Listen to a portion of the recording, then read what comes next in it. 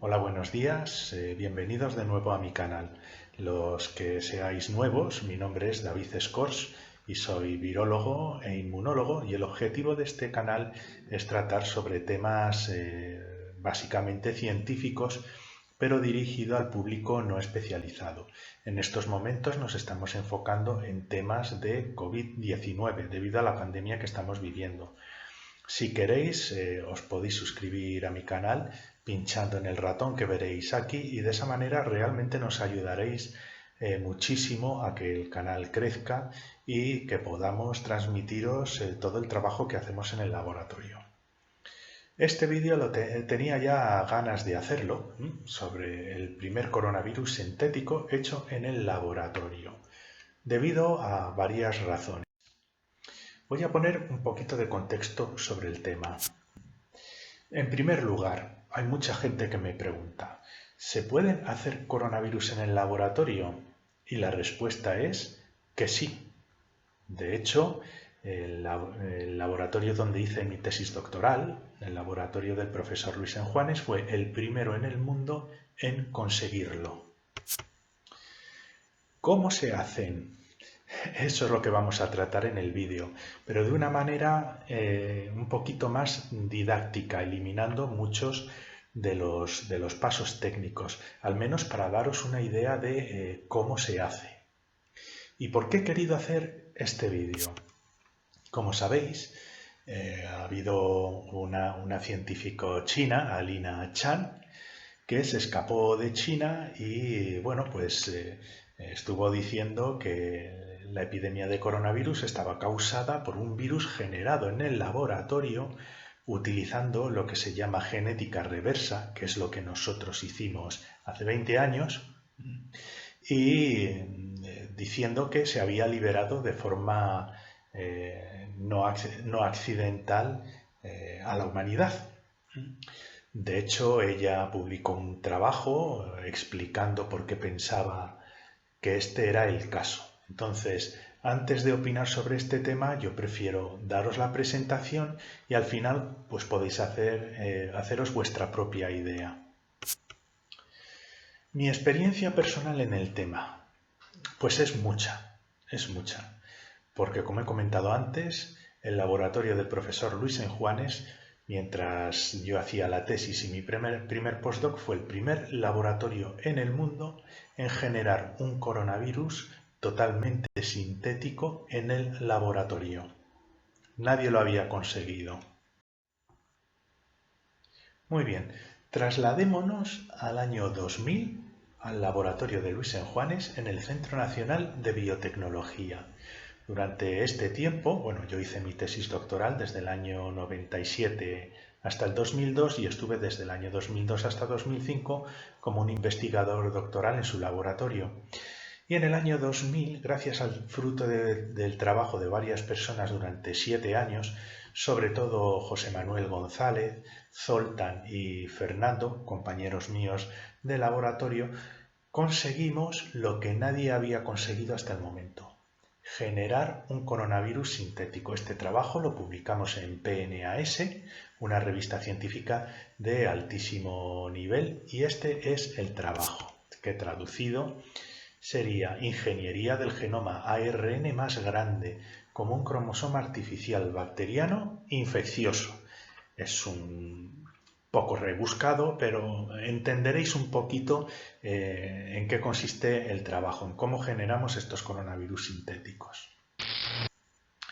Ellos fueron básicamente los que trabajaron en el tema y lo sacaron, ya digo, durante 7 años de investigación, incluso sin descansar los fines de semana. Muy bien, es cierto que no es nuevo en virología. ¿Por qué?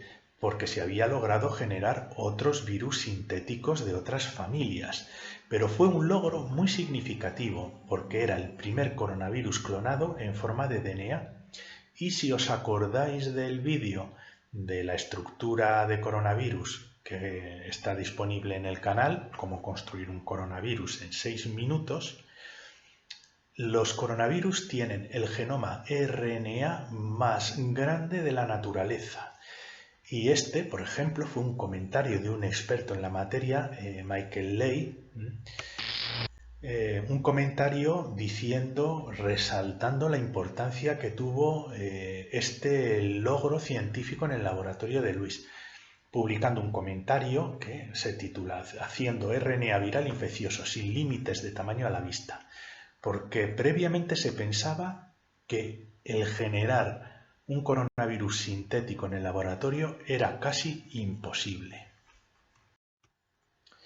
Después ya nos tenemos que trasladar al año 2006, cuando, 3 años después del primer brote de SARS introducido a la población humana. Si queréis saber un poquito más, podéis visitar los vídeos de el origen del SARS, que también está en mi canal, y también el vídeo de por qué el SARS, el COVID-19, es tan infeccioso, donde se explica un poquito cómo los virus animales se introducen en la población humana.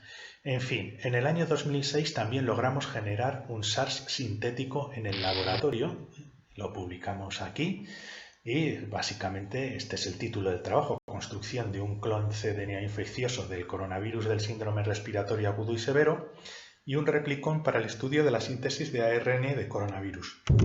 Y aquí lo firmó Fernando de Primero, y en este trabajo pues también participé muy activamente en generarlo. Con esto lo que quiero decir es que no es cualquiera quien está opinando sobre este tema. Tenemos muchísima experiencia, fuimos los primeros en hacerlo y creo que estamos en una posición de juzgar si las acusaciones de generación de un virus en el laboratorio y liberación posterior a la población humana son ciertas o no. Así que, como ya dije, nosotros en el año 2006 clonamos el SARS en forma de DNA. ¿Por qué es esto importante? Muy bien, ¿qué significa hacer un cDNA infeccioso? Seguro que diréis, no entiendo nada. Bien, como recordaréis, esta es la estructura del virus y el virus tiene su información genética aquí dentro. Tiene una molécula muy grande de RNA genómico. El RNA es una molécula de ácido nucleico que codifica información genética, pero no es ADN. El ADN es un poquito diferente. El ADN es mucho más estable que el ARN, y porque el ARN es inestable, es inmanipulable. No se puede trabajar con él, no lo podemos manipular, no lo podemos cambiar. Entonces es deseable pasar esta información genética de una molécula de ARN a una molécula de ADN que es altamente estable.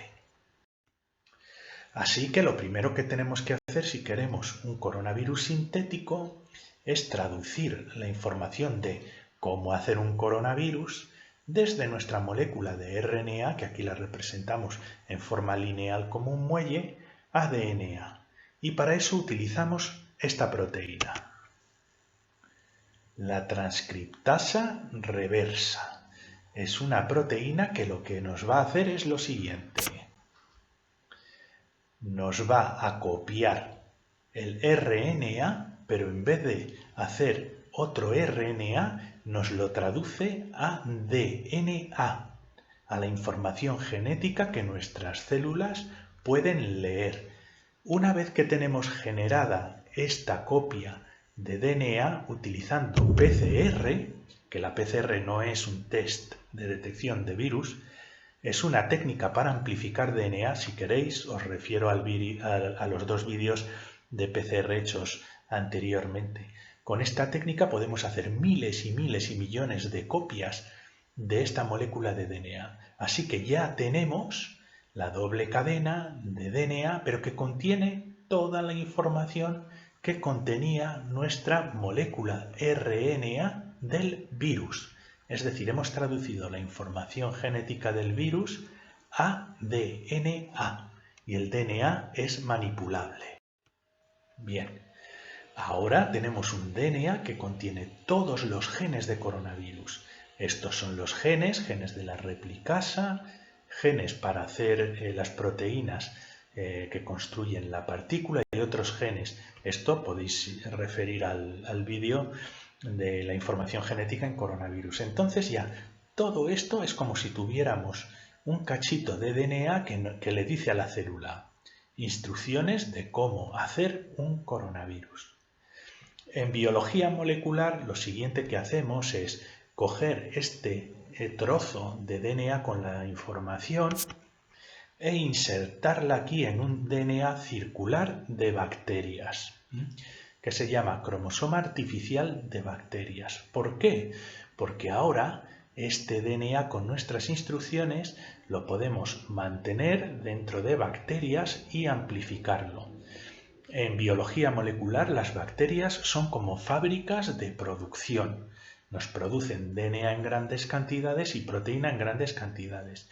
Pero lo importante es que nosotros ya tenemos toda la información genética de cómo hacer este virus en forma de DNA que podemos guardar en nuestro frigorífico.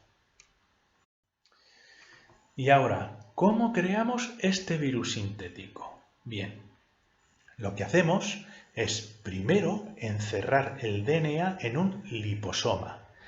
Un liposoma es lo mismo que en las cremas estas que anuncian en la televisión para tratar la piel con liposomas, etcétera, etcétera. Son unos lípidos que lo que hacen es encerrar el DNA en una especie de gotitas. Estas gotitas se llaman liposomas. Entonces lo que hacemos nosotros es que en el laboratorio crecemos células en cultivo.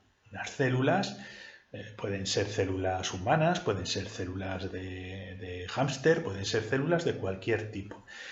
Y ponemos estos liposomas en contacto con nuestras células y ocurre un proceso muy interesante. Se llama transfección de DNA. La célula, cuando se pega el liposoma a la membrana, lo internaliza y acaba dentro del núcleo de la célula, que es como el cerebro que nos va a leer la información que tiene este DNA. Ahora la célula no sabe que está leyendo información de un virus, pero la va a leer. ¿Por qué? Porque lo hemos introducido de manera artificial en forma de genes DNA. Entonces la célula, mediante un proceso que se llama transcripción, coge la información genética en forma de DNA y la vuelve a poner en forma de RNA. Es decir, la misma información que tenía el virus original y en forma de RNA. A partir de esto hay un proceso que se llama traducción y se producen todas las proteínas necesarias para ensamblar un virus, para ensamblarlo. Entonces, las moléculas de RNA formadas se van a unir a todas las proteínas del coronavirus porque esa información de cómo hacer estas proteínas se encuentra dentro de esta molécula de RNA y se van a formar nuestros virus dentro y se liberan. Y lo que hacemos es coger ahora los virus del exterior que se han secretado al exterior de las células y esos son virus como los encontraríamos en la naturaleza, con capacidad de infectar, con capacidad de replicarse, exactamente iguales que los virus originales de los que hemos copiado la información. Por lo tanto, esto es un virus sintético. Y estas fotos, es la primera vez que se enseñan, estas son las fotos del primer coronavirus sintético del mundo. No es el SARS, es un coronavirus de cerdo con el cual se publicó el trabajo en el año 2000 y fijaos, conseguimos generar estos coronavirus a partir de una molécula de DNA que podíamos guardar en el frigorífico, una vez traducida la información por la célula. Pues virus esféricos con sus coronas de peplómeros, aquí están. Estas fotos son reales. Esta tecnología permite que después podemos cambiar la información del virus y ponerle genes, pues por ejemplo, vacunales o quitarles genes que nos van a producir patología. Esa es la base de las vacunas contra COVID que está desarrollando Luis Enjuanes en su laboratorio. Los primeros coronavirus sintéticos del mundo. Y aquí lo estáis viendo. Entonces, volvamos a la pregunta original. ¿Pudo haberse originado este brote de SARS en un laboratorio? Bueno, pues nosotros, que somos expertos en el tema, hemos tenido mucho tiempo para analizar el genoma del virus SARS-CoV-2 que genera el COVID. Y os tengo que decir que es típico de un coronavirus natural, sin manipular. Cuando se genera un coronavirus sintético en el laboratorio, pues siempre hay cosas que se cambian, ciertas cosas que se pueden identificar que no estaban en la población original. Y además la manipulación genera problemas. Si quieres cambiar algo, si quieres meter un gen, el RNA de repente se hace inestable y no aguanta mucho tiempo. Así que, en primer lugar, yo lo que puedo afirmar con mis datos es que el genoma es típico de un coronavirus natural, muy parecido al primer SARS, si no casi idéntico. Si os habéis fijado en la presentación, nadie puede generar un virus de cero. Nadie. O sea, nadie puede estar en un laboratorio y poner los componentes e inventarse un virus. No tenemos ese conocimiento ni la tecnología.